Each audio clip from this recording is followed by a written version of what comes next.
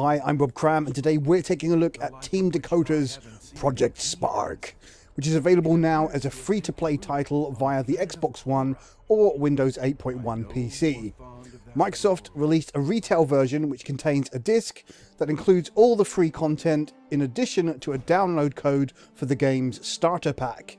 The biggest question asked here is, what do you get for your financial investment, and is it ultimately worthwhile? This largely depends on how you plan to tackle the game. If you're wanting to go deep and create something truly remarkable, then the more options available to you is no doubt a must. However, if you're simply going to dabble a little and see what happens, then having an expanded library of props to use isn't necessarily going to add anything to the basic free version. So for creators, the starter pack, which includes Arctic and alien world terrain options alongside various related themed props, is worthwhile. For those messing around for experimental kicks, then it's completely unnecessary. The starter pack also includes more of the single player story, Champion's Quest Episode 1 to follow, which the first chapter is available for free but opens up 5 more chapters. This is a neat introduction to what can be achieved with Project Spark in terms of level design and progression, but as an actual game is rather short-lived and reliant on simplistic gameplay, which carries through to the rest of the game. Button mashing, simple attack moves in third person set within a fantasy themed world. More chapters and episodes will be added at a later date, but obviously these additions will require further payment, and purchasing the starter pack doesn't grant free access to any future episodes, unfortunately. For a single player game, Project Spark is a bit limited with its official options. The Champion's Quest can be completed in little to no time, has virtually no replay value, and simply lacks anything worthwhile to consider it engaging enough to want to see it through. There's a crossroads building tool which allows anyone to craft a preset adventure how they see fit, with a number of choices to be made which affect how the mini adventure plays out.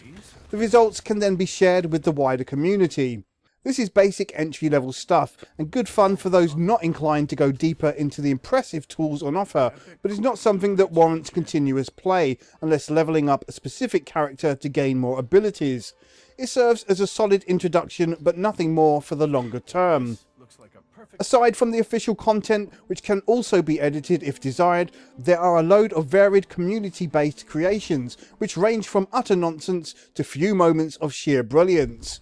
There's some dedicated, talented creators out there who have contributed excellent mini-adventures or recreations of other games, such as Flappy Bird, Pinball, and even the PT Silent Hills demo.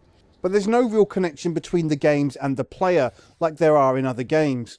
Project Spark ties all activities together using a singular overarching gamer profile that earns XP for using the tools and completing tasks, and then silver currency which can be used to buy into some of the extra content, which oddly always appears more desirable than what's provided, such as neat zombie enemies. You'll gain silver coins and XP for pretty much everything, yet the cost of actually buying extras with the silver is phenomenal, and something that will take loads of time investment, to the point of not even being worth striving for. The silver currency is very much lip service for those who want to create, and should be regarded as an underlying bonus. What the game really wants you to do is spend real money on its gold currency to purchase content, but even then the cost is quite high if you're wanting to use some of the more interesting props on offer. So the starter pack opens up a little more and offers around £30 worth of content, but this only scratches the surface of what's available. In terms of performance, playing the official content, and it's clear the Xbox One struggles on numerous occasions, whereby there's noticeable frame rate dips when plentiful assets and lots of on-screen action has to be rendered. It's intermittent, but does impact gameplay in some instances, which isn't very good at all. For the most part though, the game runs relatively smoothly, but does mean that full worlds are potentially not going to be as playable as they could be. Audio throughout is fair and well produced, although there's one majestic musical theme which runs through a lot of the game, which does tend to grate after a while, especially considering the hours of time potentially spent with the game creating. That said, for creators, there's a handy bank of sounds to choose from and the option to record your own via the Character Studio, which uses Connect and can also be tailored to incorporate player movement into its character animations. For a single player adventure game, there's much potential here to spend hours playing the official content, then jumping into the myriad of community created games, which seems to be the real heart of the experience. There's handy tools to search and filter specific genres, and even creators, making the quest to find appealing content a breeze. However, with no quality control, it becomes a bit of a gamble when delving into some of the offerings at the lower end of the rating spectrum. In essence, there's lots riding on the community, and in this regard, as long as there's a steady supply of creators, you'll find some real gems amongst the average and unfinished. Its community as a resource can only grow with time, so in a way, the prospect for future content is key to how much time is spent playing. For the creator, there's quite a lot on offer beneath the surface in terms of the tools to build and populate AI, which are actually quite complex to the point of leaving the average gamer in a muddle. However, the props which give each world its personality are severely limited, and means even with the most expressive imaginations, the overall look lacks uniqueness due to the limited fantasy artistic direction the game uses.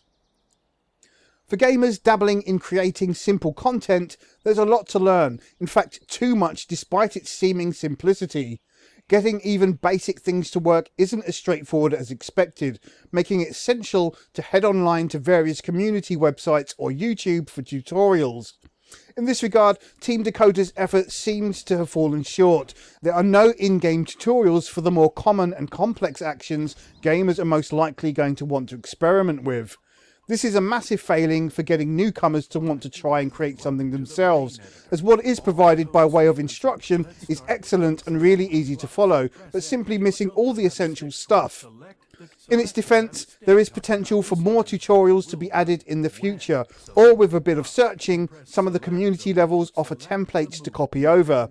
But it's all hard work for little reward, which means the majority of dabblers will be overwhelmed and have their dreams crushed. Anyone can play video games, creating them is an entirely different ballpark. Project Spark is a likeable, ambitious game that's been released with little to no fanfare, and seems to be an entity that has potential to grow into something much bigger and better over time. It's perhaps a little complex for most in terms of creation, but still interesting to mess around with for those who have the patience and time. The creative elements aren't as intuitive or accessible as games such as Minecraft, but then again, the options are far greater here. In its entirety, if you're willing to seriously create and play with all of its features, then the starter pack, retail or via download, is a sound buy and will provide hours of enjoyment depending on your dedication and skill. There's a lot more on offer beyond the starter pack that comes with an additional premium, or days and weeks of time playing to unlock, which is a shame the cost of these extras are so high. For those wanting to dive into a single player game or dabble in creation, there's not a lot of additional official content included, where the basis of the game relies on its community creations, which come with varying degrees of quality and are reliant on an online connection. In this regard, it might be more prudent to wait for more creations to be included, or simply opt for the free version and expand later. Project Spark scores 7.5 out of 10. I'm Rob Cram. Thanks for watching.